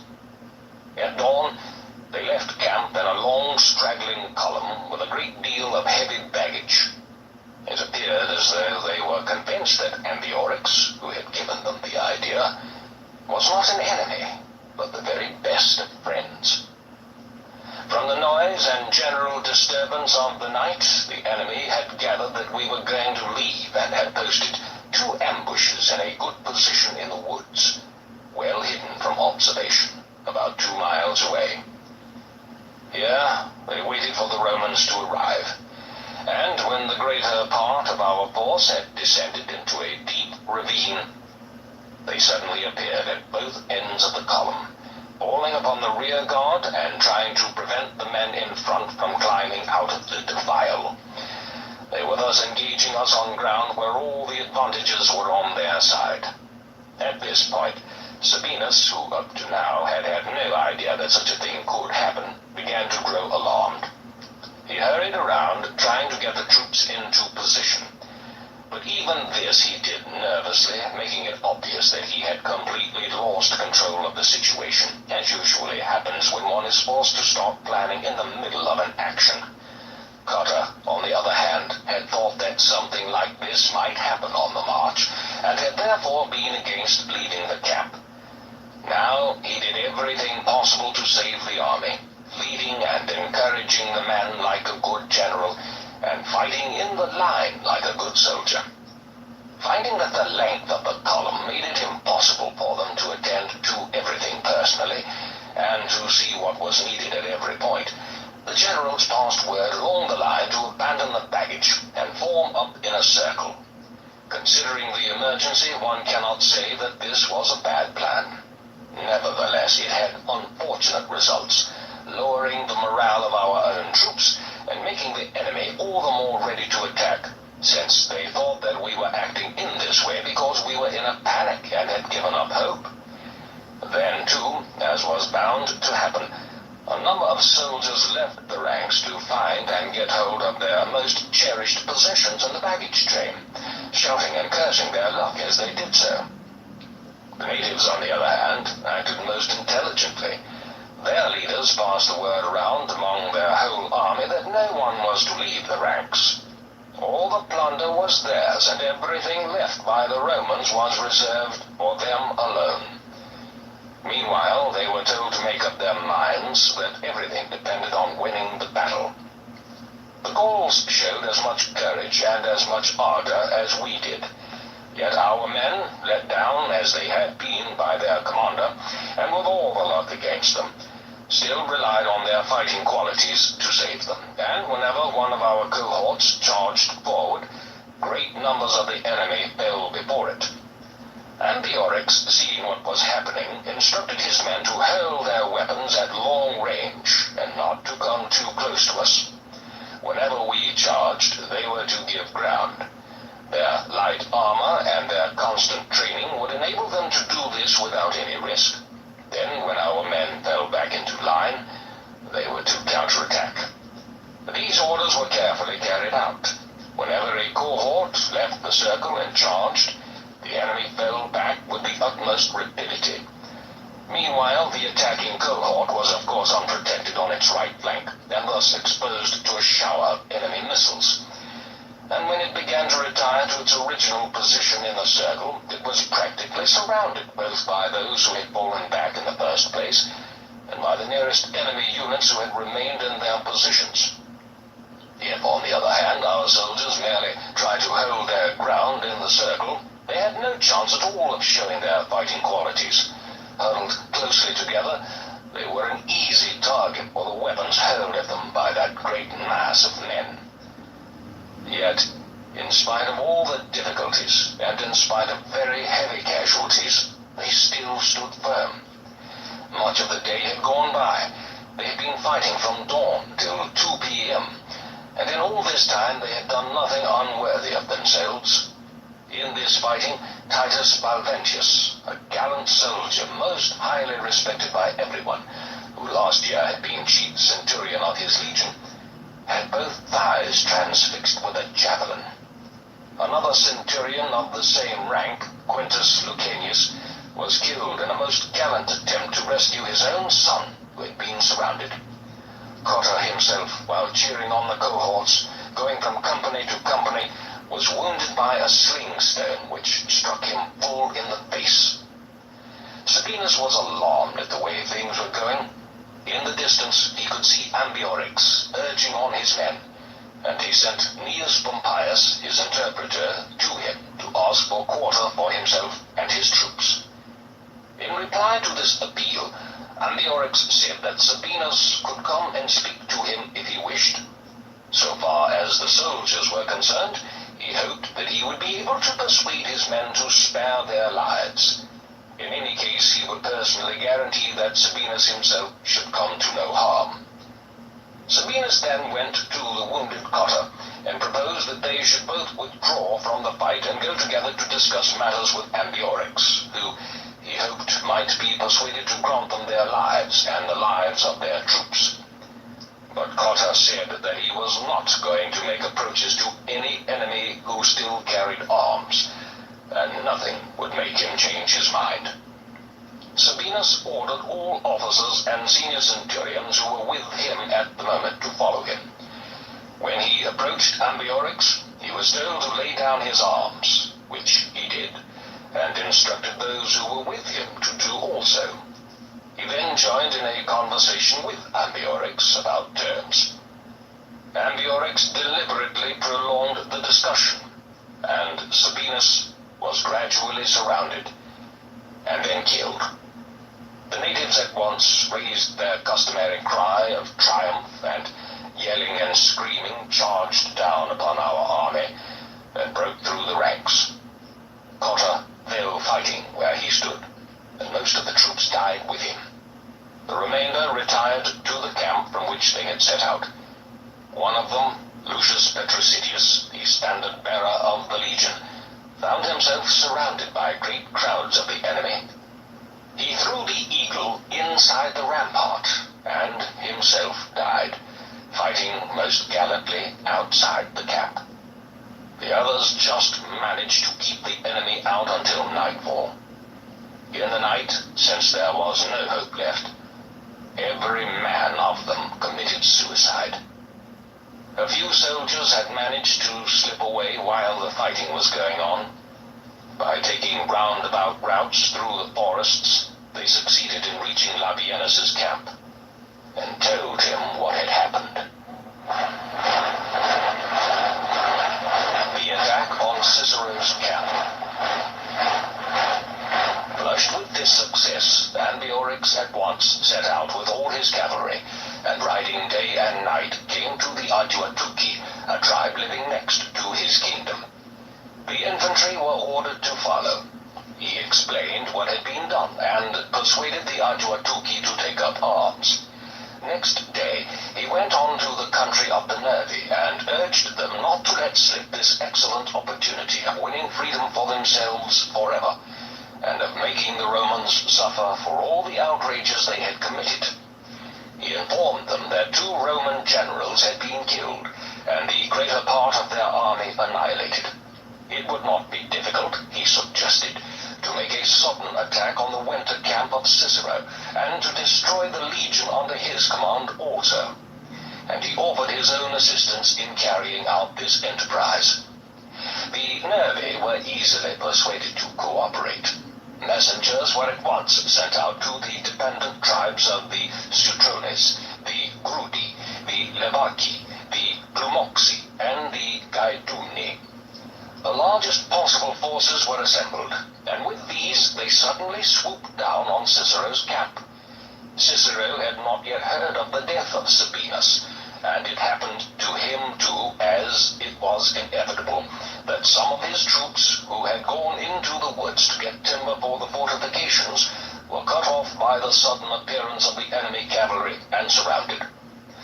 After this, a huge host of Eburones, Nervi, and Arduatuci, with all their allies and dependents, launched a direct attack on the camp. Our men quickly ran to arms and mounted the rampart. That day they only just managed to hold out, for all the enemy's hopes lay in speed, and they were convinced that if they won the battle here, they would go on winning everywhere else. Cicero wrote to me at once and offered large rewards to anyone who could get through the enemy lines, but all the roads were blocked and his messengers were intercepted. During the night the men worked with incredible speed.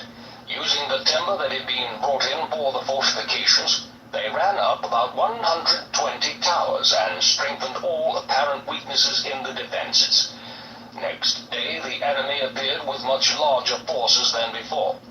They assaulted the camp and filled in the ditch, but our men put up the same resistance as on the previous day. And so it went, day after day. There was no breaking off work during the nights, no chance of sleep either for the sick or the wounded. Everything needed to meet the next day's attack had to be got ready during the hours of darkness. Quantities of stakes with their points hardened in the fire, and huge numbers of siege spikes were made. Extra stories were built on the towers, and battlements and breastworks of hurdles were fitted to them. Cicero himself was in very poor health, yet he would not take any rest, even during the night, until the men themselves came crowding around him and insisted that he must look after himself. Some of the chieftains and leaders of the Nervi had been on friendly terms with Cicero, and so had some excuse for approaching him. They now declared that they wished to parley. Their request granted, at this interview they adopted exactly the same line as that followed by Ambiorix when he spoke with Sabinus. The whole of Gaul, they said, was in arms. The Germans had crossed the Rhine. All Roman winter camps, including my own, were under assault. They then informed him of the death of Sabinus and produced Ambiorix as evidence for the truth of their story. You are making a great mistake, they said, if you think you are likely to get any help from the others, when the others are in desperate straits themselves. We ourselves, however, have nothing against Cicero or against Rome, except that we do not like this practice of quartering your armies on us for the winter, and we do not want this to become an established thing. So far as we are concerned, you are free to leave the camp in perfect safety and march in whatever direction you like without any fear at all. To all this, Cicero had only one reply to make. Rome, he said, does not make terms with an enemy who is still bearing arms. If you lay down your arms, I am prepared to give you facilities for sending a deputation to Caesar, and as Caesar is a just man, I trust that he will look favorably on your requests. Disappointed in this direction, the Nervi began to surround our camp with a rampart 9 feet high and a ditch 15 feet wide. They had learned how to do this by watching us in previous years and were given further instructions by prisoners from our army whom they had with them, though we did not know this. However, they had none of the proper tools for the work and had to do their best by cutting the sod with their swords, lifting out the earth with their bare hands, and carrying it away in their cloaks. With this in mind, one can get some idea of their numbers from the fact that in less than 3 hours they completed a line of earthworks 5 miles in circumference. And in the days following, still under the direction of Roman prisoners, they set to work on the construction of towers high enough to command our rampart, together with grappling irons and mantlets.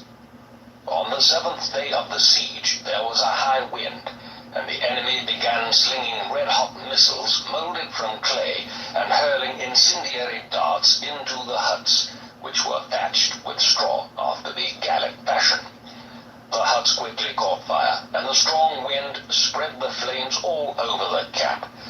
At this, the enemy raised a great shout, as though victory were not only in their grasp, but already won, and began to bring up their siege towers and mantlets, and to scale the rampart with ladders. But our men showed a courage and a presence of mind that were quite remarkable. They were scorched by the fire burning all around them.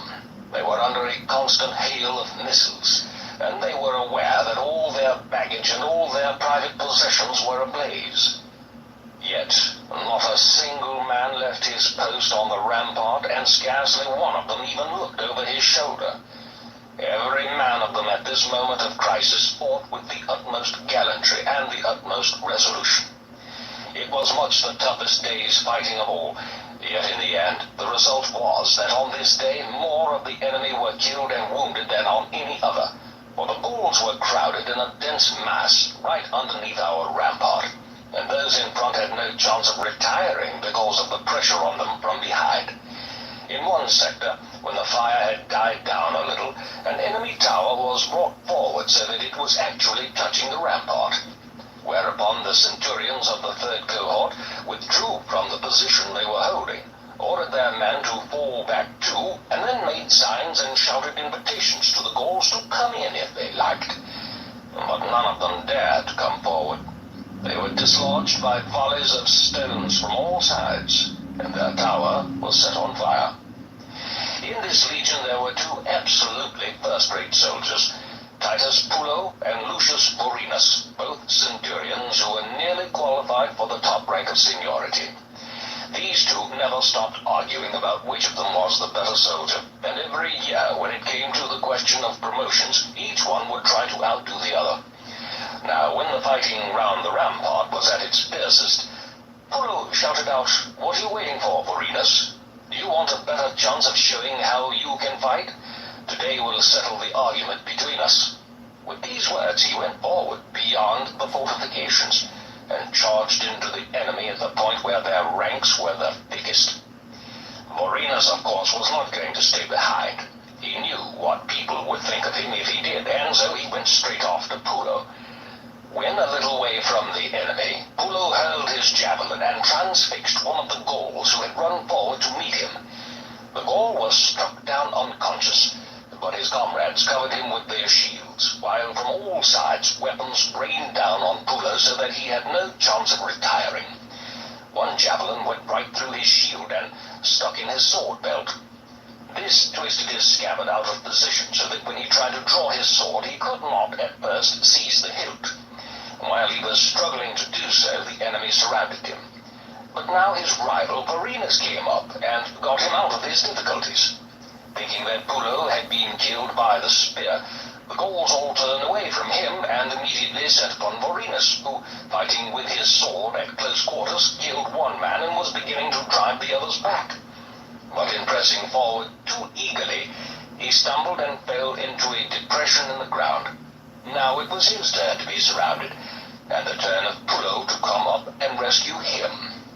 After killing a few more of the enemy, both centurions came back together safe and sound to the shelter of the fortifications.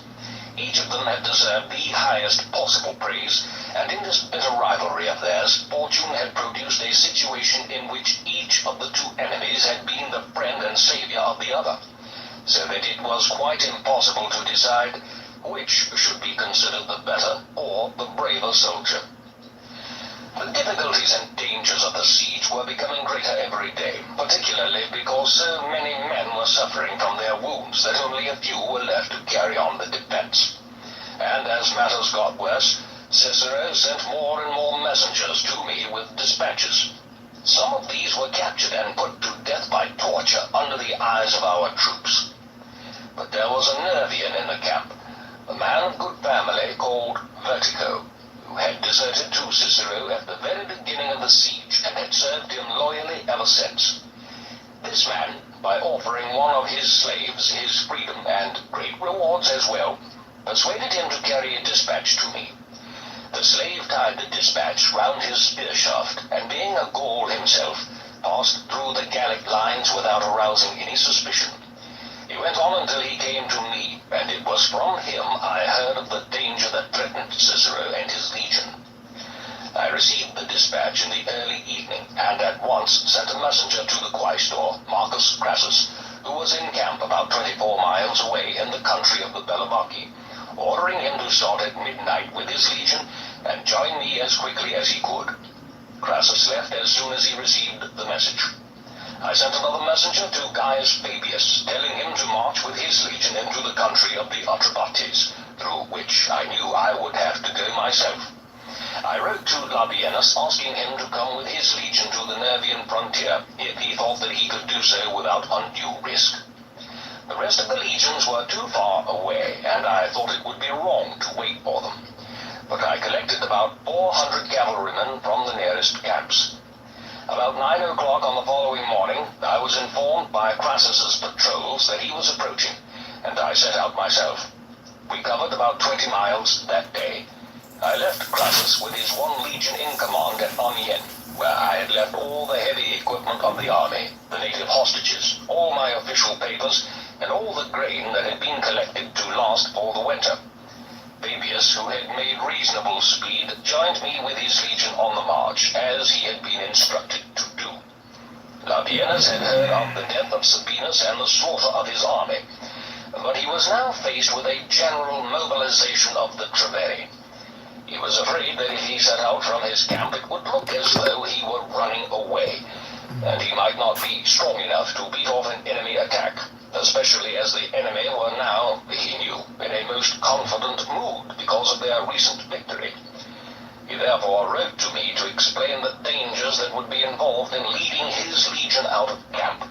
He also gave me a full account of what had happened in the country of the Eburones, and told me that the whole army of the Treveri, both horse and foot, had taken up a position about 3 miles away from his camp. I was now reduced to 2 legions instead of the 3 which I had expected, but I approved of the decision which Labienus had made. I considered that our only hope of saving the situation was to act quickly. So we came by forced marches to the Nervian frontier, where I found out from prisoners how things were going at Cicero's camp and how extremely dangerous his position was. By offering a very large reward, I induced one of my Gallic cavalrymen to carry a letter to Cicero. I wrote the letter in Greek, so that if it was intercepted, the enemy would not know what our plans were. I told the messenger that if he could not get near enough to deliver the letter by hand, he was to fasten it to the thong of his spear and throw the spear inside the rampart. In the letter I wrote that I had set out with the legions and would soon be there. I told Cicero to keep his courage up and be of good heart. The Gaul was afraid to approach too near, and threw the spear as he had been instructed. It happened to stick fast in the woodwork of one of the towers, and there remained unnoticed for 2 days. On the 3rd day, one of our soldiers saw it, drew it out, and brought it to Cicero. After reading it himself, Cicero had the troops drawn up on parade and read it aloud to them. They were overwhelmed with joy. Soon, in the distance, they could see the smoke rising from the villages which we were burning on our way, and this dispelled all doubt about the fact that the legions were coming. When the Gauls received news of our approach through their patrols, they raised the siege and marched against me with their entire force, which amounted to about 60,000 men.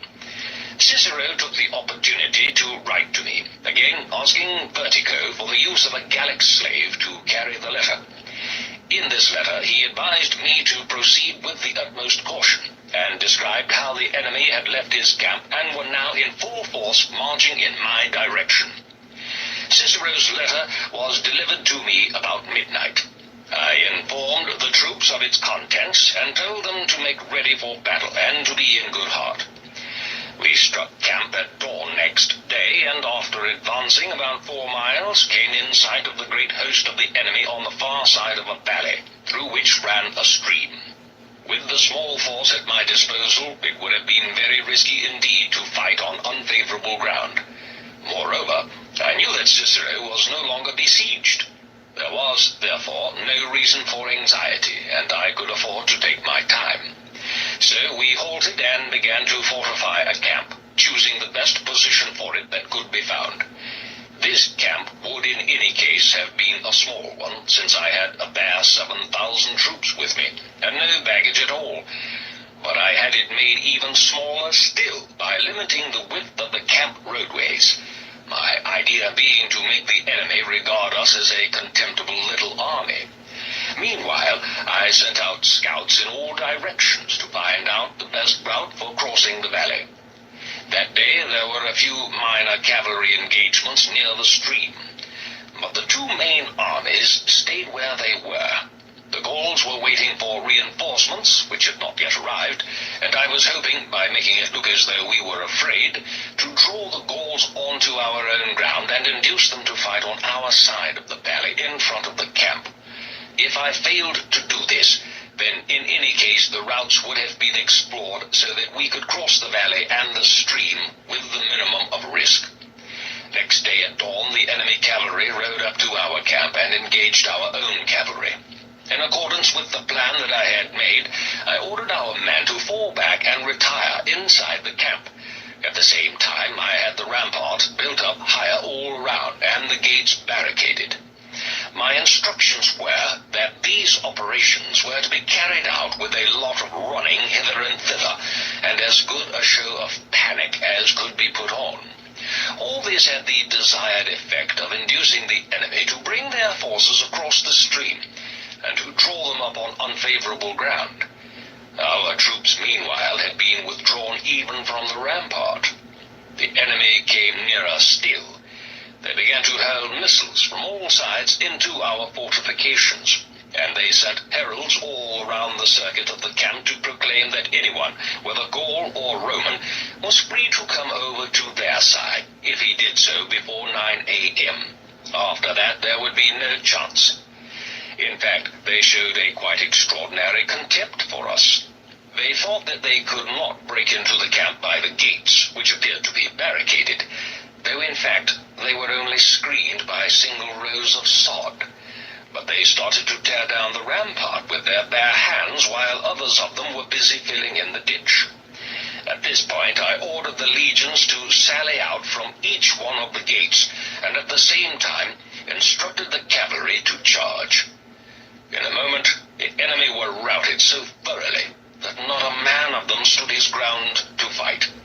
We killed great numbers, and those who were not killed threw away their arms. But I was afraid to press the pursuit very far, since there were woods and marshes in the way, and I saw too that there was not much room for doing the enemy more harm than had been done already. Our men had suffered no casualties at all, and on this same day we went and joined Cicero. I was amazed at the sight of the towers which the enemy had erected, and the shelters and siege works generally. When the legion was paraded, I found that less than 1/10 of the men remained unwounded. From all this I could very well see how great the danger had been, and how courageously it had been met. I gave Cicero the high praise that was his due, and congratulated the whole legion as well. I also spoke personally with those officers and centurions whom I discovered from Cicero's accounts to